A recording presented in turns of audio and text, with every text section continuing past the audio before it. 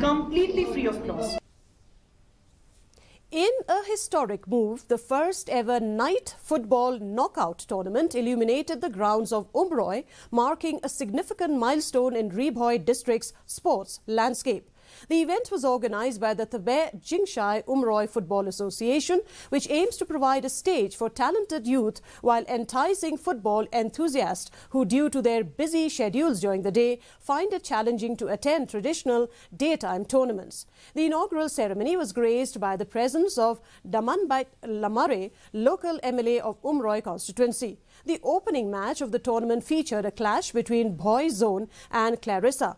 In both the first and the second halves, a Ribhoi Zone team outshone Clarissa team, securing a decisive 2-0 victory.